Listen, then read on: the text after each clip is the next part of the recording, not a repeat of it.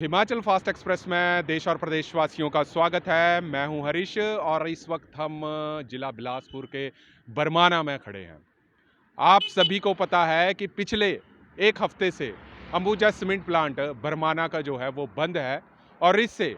कई हजारों लोगों के रोजगार के ऊपर कहीं ना कहीं संकट आ गया हुआ है। आप देखिए मेरे पीछे यहाँ पर ट्रक काफ़ी संख्या में जो हैं वो खड़े हो गए हुए हैं। बल्कि ये आपको अगर आप यहाँ से बरमाना से घाघस, बिलासपुर या श्री कीरतपुर साहब की तरफ जाएंगे तो वहाँ पर भी ट्रक जो हैं वो हज़ारों की संख्या में खड़े आपको मिल जाएंगे।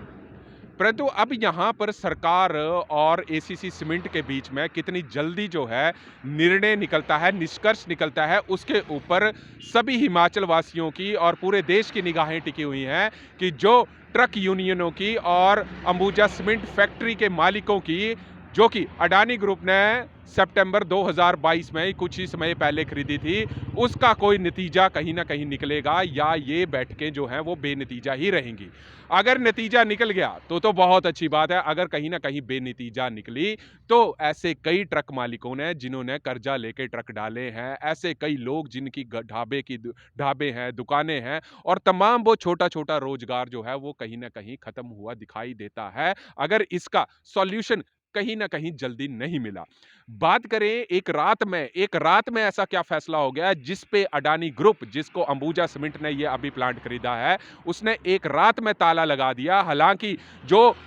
फैक्ट्री बंद होने का कारण है वो सिर्फ यही बताया जाता है कि जो 1 टन की ढुलाई का है वो ट्रक ऑपरेटर 10 रुपए चार्ज करते हैं और ट्रक मालिकों का ये कहना है कि ये जो रेट है 2005 से ही लागू है, क्योंकि हिमाचल प्रदेश जो है वो एक पहाड़ी राज्य है और यहाँ पे ईंधन की खपत कहीं ना कहीं ज़्यादा होती है। वहीं पे अगर हम बात करें कंपनी की, तो कंपनी ये कहती है कि हमारे को कहीं ना कहीं ऑपरेशनल कॉस्ट की जो एफिशिएंसी है उसमें नुकसान हो रहा है और कहीं ना कहीं जो 6 रुपए है वो कहीं ना कहीं इसके ऊपर ला दिया जाए। हालांकि इसके ऊपर हिमाचल प्रदेश सरकार ने अंबुजा सीमेंट के मालिकों को सीधा नोटिस दिया कि आपने ऐसे कौन से गाइडलाइंस बरती जिसके हिसाब से अंबुजा सीमेंट प्लांट को एकदम से बंद कर दिया गया। हिमाचल सरकार ने यह जवाब जरूर मांगा, परंतु बैठकों का दौर कहीं ना कहीं जारी है और इन बैठकों में अब जानने वाली बात होगी कि नतीजा कहां तक पहुंचेगा, ये जरूर देखा जाएगा। परंतु जिस हिसाब से यहाँ पर सरकार, अब सरकारें जो है जैसे भाजपा विपक्ष में है और ये अब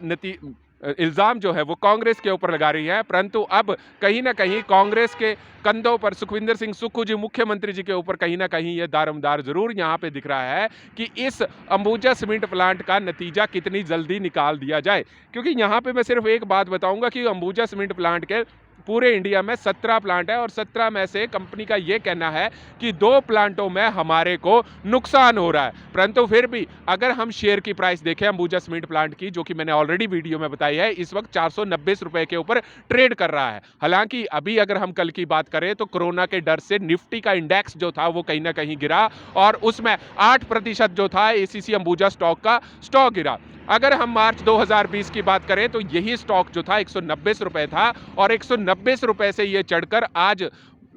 दिसंबर 2022 में ये स्टॉक कम से कम 480 और 90 के बीच में ट्रेड हो रहा है। तो क्या माना जाए, क्योंकि कंपनी ने कहीं ना कहीं ये हवाला दिया है कि इस ऑपरेशनल एफिशिएंसी के मुताबिक जो हम ढुलाई के लिए पैसा देते हैं उससे कहीं ना कहीं हमारी प्राइस में जो है वो कंपनी को नुकसान हो रहा है। हालांकि ये प्राइवेट फर्म है और प्राइवेट फर्म का क्या है कि आपका